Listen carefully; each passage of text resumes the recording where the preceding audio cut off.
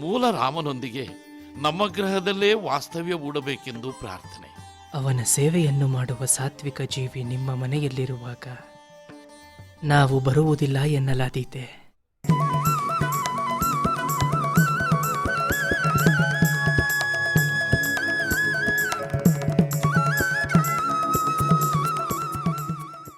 ಬೇಕಾದಾಗ ಊಟನೂ ಕೊಡ್ತಾರೆ. ಮನೆ ಕೆಲಸ ಮಾಡಿಕೊಂಡು ಸುಖವಾಗಿದ್ದೀನಿ.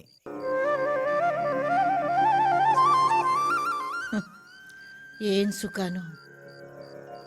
ಎಲ್ಲರೂ ಇವನ್ನ ಪೆದ್ದ ಪೆದ್ದ ವೆಂಕಣ್ಣ ಅಂತಾನೆ ಕರೆಯೋದು. ಇವನಿಗೆ ಯಾವ ವಿಷಯದಲ್ಲೂ ತಿಳಿವಳಿಕೆ ಇಲ್ಲ, ಏನೂ ಗೊತ್ತಾಗಲ್ಲ. ಜಹಾಗೀರಿ ಮಾಡಬೇಕಾದವನು ದನ ಕಾಯ್ತಿದ್ದಾನೆ ಗುರುದೇವ, ದನ ಕಾಯ್ತಿದ್ದಾನೆ. ದನ ಕಾಯುವುದನ್ನು ಏಕಿಷ್ಟು ಲಘುವಾಗಿ ಪರಿಗಣಿಸುತ್ತಿದ್ದೀರಿ? ಈ ವಂಶಸ್ಥರು ಮಾಡೋ ಕೆಲಸವೇ ಗುರುದೇವ. ಗೋಮಾತೆಯ ಸೇವೆಯು ಮಹಾಪುಣ್ಯದ ಕಾರ್ಯವೇ ತಾಯಿ.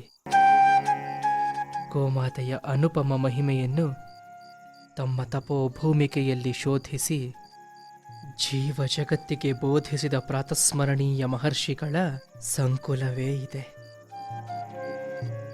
ಗೋಮಾತೆಯು ಲಕ್ಷ್ಮೀ ಸರಸ್ವತಿ ಪಾರ್ವತಿಯರ ಸ್ವರೂಪವಾಗಿದೆ. ಅಲ್ಲದೆ ಸಕಲ ಕೋಟಿ ಜೀವರಾಶಿಗಳಿಗೆ ಲಕ್ಷ್ಮೀ ಸ್ವರೂಪವು, ಸೂರ್ಯ ಚಂದ್ರ ಇಂದ್ರರಿಗೆ ಶಕ್ತಿ ಸ್ವರೂಪಿಯು, ಲೋಕಪಾಲಕರಿಗೆ ಐಶ್ವರ್ಯ ಸ್ವರೂಪಿಯು, ಪಿತೃದೇವತೆಗಳಿಗೆ ಸ್ವಧಾ ಸ್ವರೂಪಿಯು, ದೇವತೆಗಳಿಗೆ ಸ್ವಾಹಾರೂಪದ ಶಕ್ತಿಯೂ ಕೂಡ ಸರ್ವ ಪಾಪಹರಳಾದ ಕಾಮಧೇನುವೇ ಆಗಿದೆ. ಹೌದೇ ಗುರುದೇವ. ಯಾ ಲಕ್ಷ್ಮೀ ಸರ್ವಭೂತಾನಾಂ ಯಾ ಚ ದೇವೇಶು ಸಂಸ್ಥಿತಃ ಧೇನುರೂಪೇಣ ಸಾ ದೇವಿ ಮಮ ಶಾಂತಿಂ ಪ್ರಯಚ್ಛತು. ವಿಷ್ಣೋರ್ವಕ್ಷಸಿ ಯಾ ಲಕ್ಷ್ಮೀ ಸ್ವಾಹಾಯಾಚ್ಛ ವಿಭಾವಸೋಃ. ಚಂದ್ರಾರ್ಕಶಕ್ರಶಕ್ತಿರ್ಯಾತ್ ಧೇನುರೂಪಾಸ್ತು ಸಾಶ್ರಿಯೇ. ಗೋವುಗಳು ಬೇರೆಯಲ್ಲ, ದೇವತೆಗಳು ಬೇರೆಯಲ್ಲ. ಒಂದರ್ಥದಲ್ಲಿ ಗೋವುಗಳು ದೇವತೆಗಳಿಗಿಂತಲೂ ಪೂಜನೀಯವಾದದ್ದು. ವೇದದಲ್ಲಿ ಗೋಮಾತೆಯ ವಿಶ್ವರೂಪದ ವರ್ಣನೆಯೇ ಇದೆ. ಜಗದ್ರಕ್ಷಕನಾದ ಶ್ರೀಕೃಷ್ಣ ಪರಮಾತ್ಮನೂ ಸಹ ಗೋಪಾಲಕನೇ ಅಲ್ಲವೇ ತಾಯಿ?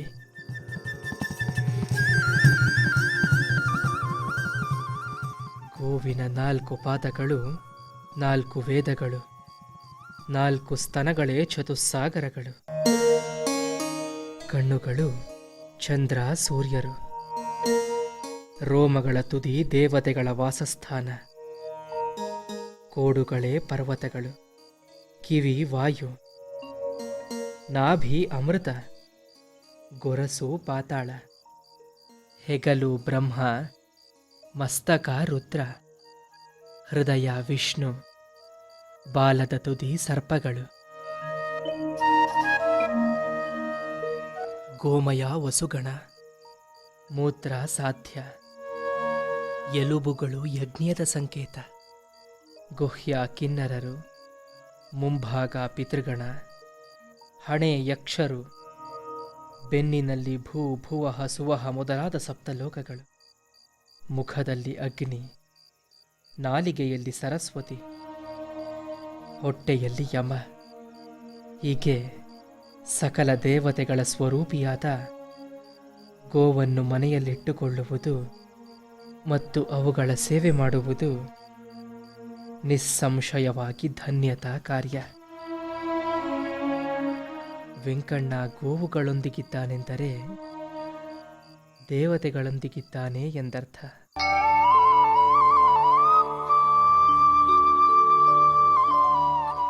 ಇಂದು ನಮ್ಮ ವೆಂಕಣ್ಣ ದಟ್ಟನಿರಬಹುದು, ಆದರೆ ಇಂದಿನ ದೇವತೆಗಳ ಸುಸರ್ಗ ಮುಂದೆ ಭವಿಷ್ಯದಲ್ಲಿ ಪುಣ್ಯದ ಫಲವನ್ನು ನೀಡಲಿದೆ. ಚಿಂತಿಸುವ ಅಗತ್ಯವಿಲ್ಲ. ತಮ್ಮ ಆಶೀರ್ವಾದದಂತೆ ನಡೆದರೆ ಅದು ನಮ್ಮ ವೆಂಕಣ್ಣನ ಭಾಗ್ಯವೇ. ಶ್ರೀಹರಿಯ ಕೃಪೆ ಈತನ ಮೇಲಿದೆ. ಏನೂ ಚಿಂತೆ ಮಾಡಬೇಡಿ. ಗುರುದೇವ, ಇನ್ನೂ ಏನಾರು ಸೇವೆ ಆಗ್ಬೇಕಿದ್ರೆ ತಿಳಿಸಿ, ನಾನು ಮಾಡಿ ಮುಗಿಸ್ತೀನಿ. ನಮ್ಮ ಸೇವೆ ಇರಲಿ. ನಿನಗೇನಾದರೂ ಬೇಕೇ? ಹಾಗಿದ್ದರೆ ಕೇಳು. ಗುರುದೇವ, ನೀವು ನನಗೆ ಪ್ರತ್ಯಕ್ಷ ದೈವದಂತೆ ಇದ್ದೀರಿ. ನಿಮ್ಮ ನೋಡಿದಾಗ ಏನೇನೋ ಕೇಳಬೇಕು ಅಂತ ಅನ್ಸುತ್ತೆ, ಆದರೆ ಏನು ಕೇಳಬೇಕು ಅಂತಲೇ ಗೊತ್ತಾಗಲ್ಲ. ಇರಲಿ ವೆಂಕಣ್ಣ, ನಮಗೆಲ್ಲ ತಿಳಿದಿದೆ. ಇನ್ನು ಮುಂದೆ ನೀನು ಬಿಡುವಾದಾಗಲಿಲ್ಲ ಶ್ರೀಹರಿಯ ಧ್ಯಾನದಲ್ಲಿ ಮಗ್ನನಾಗಿರು.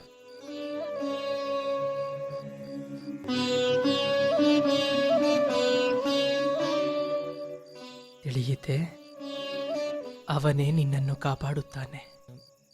ಏನಂತ ಧ್ಯಾನ ಮಾಡಬೇಕು?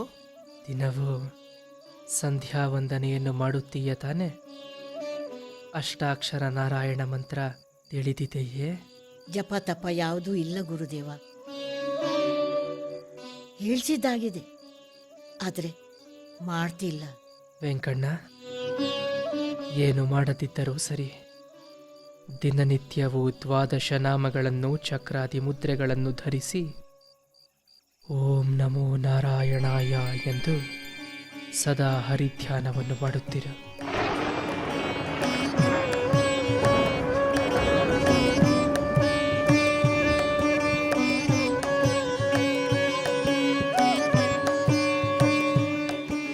ನಿನಗೆ ಎಲ್ಲವೂ ಒಳ್ಳೆಯದಾಗುತ್ತದೆ. ಬರೀ ಓಂ ನಮೋ ನಾರಾಯಣಾಯನ ದಿನಕ್ಕೆ 100 ಸಲ ಬೇಕಾದ್ರೆ ಹೇಳ್ತೀನಿ.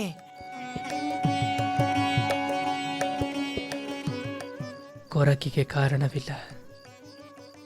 ಇನ್ನು ಮುಂದೆ ಭವಿಷ್ಯ ಗರ್ಭದಲ್ಲಿ ಎಲ್ಲವೂ ಒಳ್ಳೆಯದೇ ಆಗುತ್ತದೆ.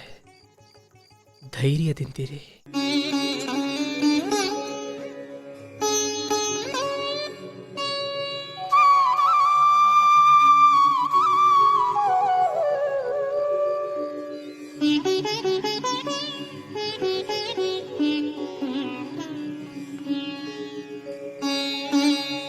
ಪುರುಷ ಸೂಕ್ತವೇ ಮೊದಲಾದ ವೇದಗಳಿಂದ ಮತ್ತೆ ಕೆಲವು ಉಪನಿಷದ್ವೇದ್ಯನು ನೀನೇ. ಮಹಾಭಾರತ ಪುರಾಣಗಳಲ್ಲಿದ್ದ ರೂಪ ಗುಣಕ್ರಿಯಗಳನ್ನು ಸಾರ್ವಭೌಮ ಬೊಮ್ಮಬಲ್ಲ ಆತನಿಂದಲಿ ವಾಣಿ ಭಾರತೇರ್ಬಲ್ಲರು.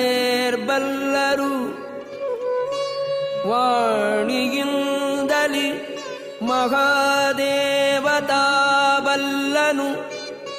ರುದ್ರನಿಂದಲಿ ಉಮಾದೇವಿಯು ಬಲ್ಲಳು. ಉಮೆಯಿಂದ ಇಂದ್ರಕಾಮರು ಬಲ್ಲರು.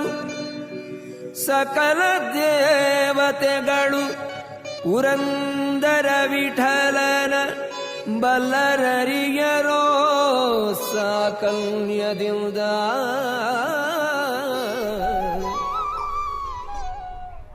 ನಿನಗೋಸ್ಕರ ಈ ಹಣ್ಣುಗಳನ್ನ ಕದ್ದು ತಂದಿದ್ದೀನಿ, ತಿಂದು ಮಲಕೋ. ಹಾ, ಅಜ್ಜಿ, ಇದು ನನ್ನ ಮನೆ. ಇಲ್ಲಿ ಹೀಗೆ ಗುಟ್ಟಾಗಿ ತಿನ್ನೋ ಅವಶ್ಯಕತೆ ಏನಿದೆ? ಏನಂದೆ ನನ್ನಪ್ಪ? ನನ್ ಮನೆ ಅಂದ್ಯಾ?